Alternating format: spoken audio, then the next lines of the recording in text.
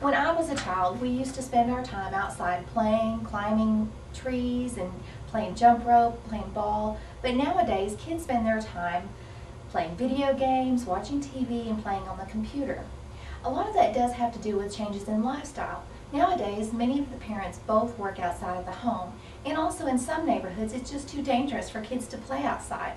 Organized sports is a great venue for kids to experience physical activity along with learning important life skills. One problem that we have in our children today is obesity.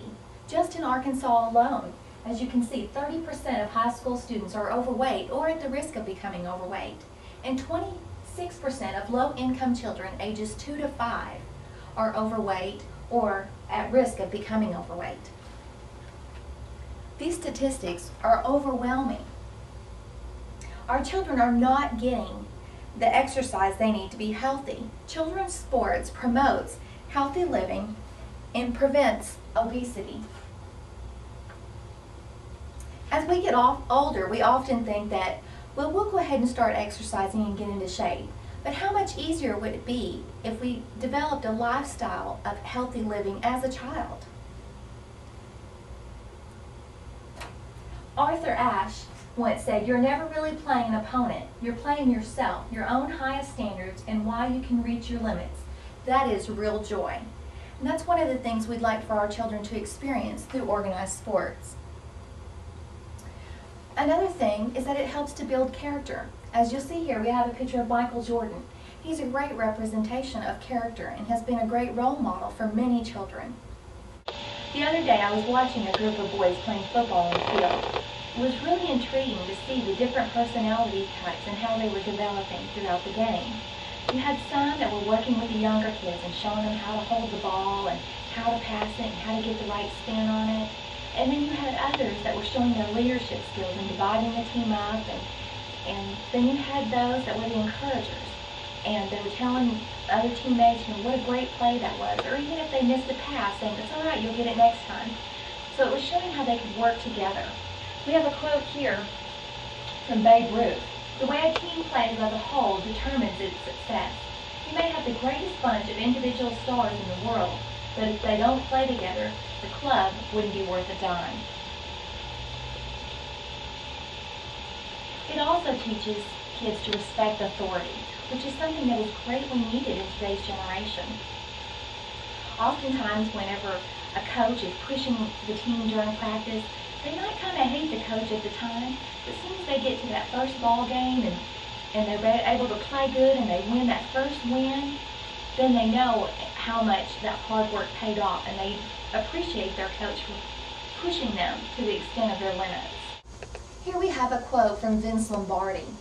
"Football is like life. It requires perseverance, self-denial, hard work, sacrifice, dedication, and respect for authority."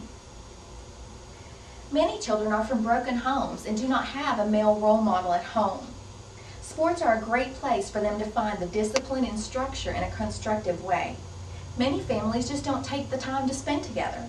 I know in my own family, we have such busy schedules, we're always going in different directions, but we've taken the time to go to my son's track meets, and we go as a family. We cheer Logan on, and it's really given us a bond in our family.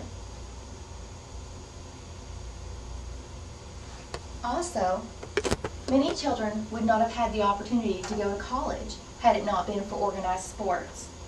I have a friend that's a track coach who's from a very poor family, and no one else in his family had went to college.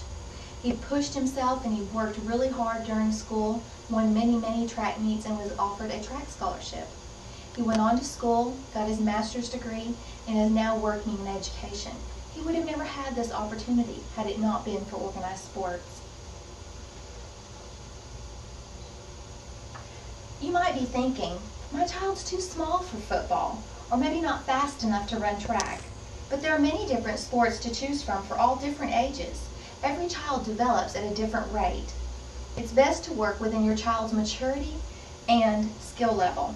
Here are a few suggestions divided by appropriate age activities. For ages 2 to 3, very young kids are beginning to master many basic movements: running, catching, jumping, and they're too young for most type of structured exercise. But here we have some things that they can try. Running and walking in a yard or playground, swinging on a yard or playground set, supervised water play, toddler gymnastic classes led by professionals, or tumbling. As we get up a little bit older, you'll see ages 4 to 6 dancing, games such as hopscotch or tag, jumping rope, playing catch with a lightweight ball, riding a tricycle or a bike with training wheels. Here we have ages 7 to 10. After age 6, children's motor skills and sense of safety improve. Your child may also be ready for team sports. Baseball, gymnastics, soccer, swimming, tennis, and biking. Then, up on ages 10 and up, carefully supervised weight training can begin, organized team sports, rowing, running, track and field events, and softball. Finding the right sport for your child is important. They might have to try several different ones before they find the one that's right for them. But once they find that one and enjoy it, it will give them opportunities that they can't get anywhere else.